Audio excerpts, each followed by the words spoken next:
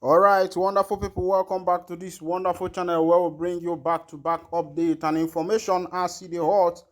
In case you have not joined our social media handle, kindly go on and subscribe to our channel, like, comment, and share our news. Gabonese soldiers place ousted president under house arrest, detains son for treason. The coup leader in Gabon have placed President Ali Bongo under house arrest hours after he was toppled. The soldiers also announced that one of his sons has been arrested for treason.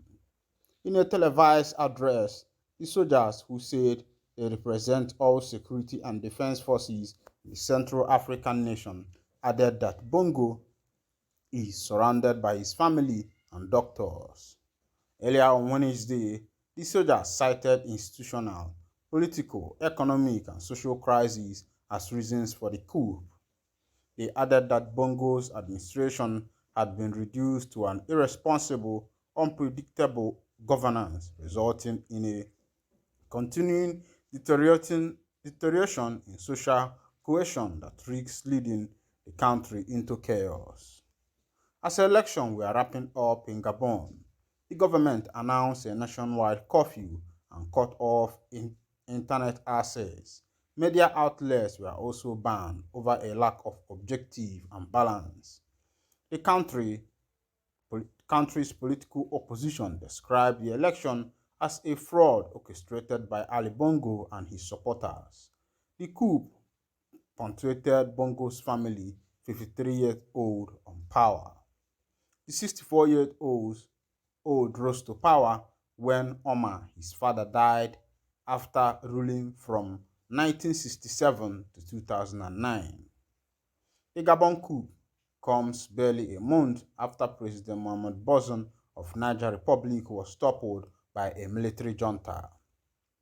Negotiations instigated by the Economic Community of West Africa States (ECOWAS) to relinquish power to Bazoum have been ongoing since his disposition on July 26th. My people, una don see as it dey happen, as it dey go, na coup na im dey go on. But make we go, make you see wetin make dis people carry Ali Bongo. They say Gabon military officers seize power after Bongo's third-term re-election. Una see say some African countries, they say Bongo's father ruled Gabon from 1967 to 2009.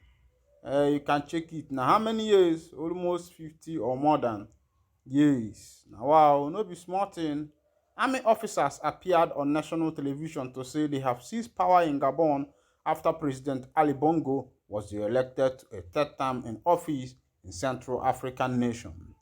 According to BBC, the officers say they were annulling the result of Saturday's election, which the opposition had denounced as fraudulent.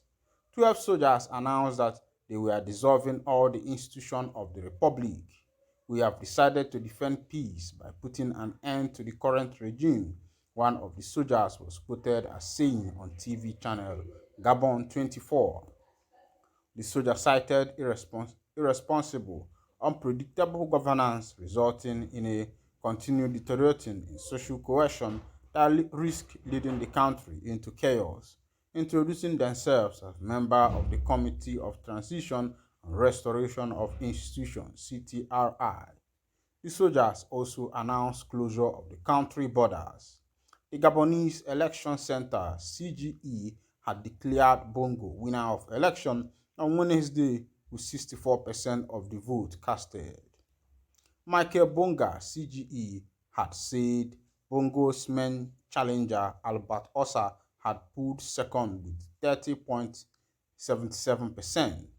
Bongo's team have rejected Ossa's allegation of electoral fraud and irregularities. Tensions have been running high in Gabon with fear of unrest following the presidential and parliamentary election. A nighttime nationwide curfew had been imposed and internet was cut off after the coup. Bongo's overthrow would earn his family 53-year-old on power. He became president when his father, Omar, died in 2009. Bongo, 64, suffered a stroke in 2018, which sidelined him for almost a year and led to calls for him to step aside. In 2019, there was a coup attempt on Bongo. Soldiers who led the failed putsch were sent to prison. Well, what is happening in Africa recently is a kind of, telling a story. And also, I think the Nigerian government also should be, careful in what they are doing, because nobody knows who is actually going to be the next. And I know that the result of this coup is because of bad governance. Because had it been the citizens are enjoying good governance in their country, I don't think there is any need for plotting a coup against the ruling government in order to take over power. But because of all these irregularities in government and in the governance of Africa, I think that's the reason why that most of these Africans, and some of them are fighting to make sure that they get what is called freedom, because people actually people actually need freedom, and people wants to be free from whatever that has bedeviled them. They actually want to be free from it. They say Niger hit by food crisis and soaring violence in coup aftermath. A motor taxi carries a passenger past the French embassy in Niamey on August 28. Thousands of people demonstrated on August 27 in Niger in support of last month's coup, a few hours before the deadline given to France's ambassador in an ultimatum to leave the country. A month after Niger's military coup, the country is facing rapidly deteriorating humanitarian crises, with its people suffering from increasing violence and a sharp rise in food prices. The United Nations Refugee Agency said in a report Tuesday. Attack by insurgent group have forced more than 20,000 people to flee their homes since the coup, and soaring prices for many commodities have worsened the already dire situation in West African countries, the report says. A group of military officers seized power in Niger and placed its president Mohamed Bazoum under house arrest on 26 July. The Economic Community of West Africa States, a bloc made up of 15 countries in the region, soon imposed sanctions on Niger and closed its borders with the country. The bloc has repeatedly threatened to launch a military intervention to restore Mr. Bazoum to power, but the junta has entrenched its rule since then. Thousands of trucks, including many with humanitarian aid, have been stranded at Niger's closed borders, and UN aid flights have been grounded because of lack of jet fuel. The UN is seeking an exemption from the ECOWAS sanction to allow food and medicine into the country, one of the poorest in the world. Food and commodity prices already climbed before this crisis, jumped after sanctions were introduced, and appear set to continue rising as the closure of borders with ECOWAS countries will make food and other commodities scarce.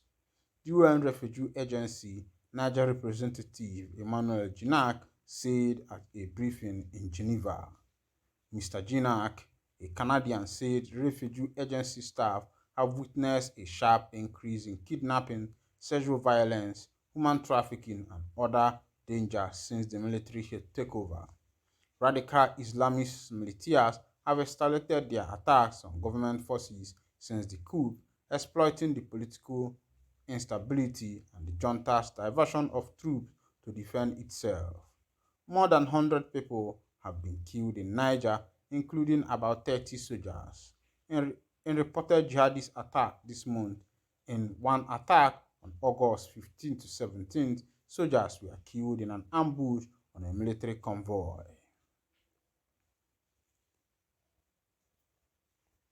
Analysts say the violence is worrisome because such attacks had been in decline before the coup. Last year, in the first half of this year, the number of deaths caused by jihadi activity had declined, despite the threat from ECOWAS to send troops into Niger if the junta refused to step down. The coup leaders have shown no sign of relenting. The military regime of neighboring Mali and Burkina Faso have vowed to defend Niger junta if ECOWAS attempts any military intervention.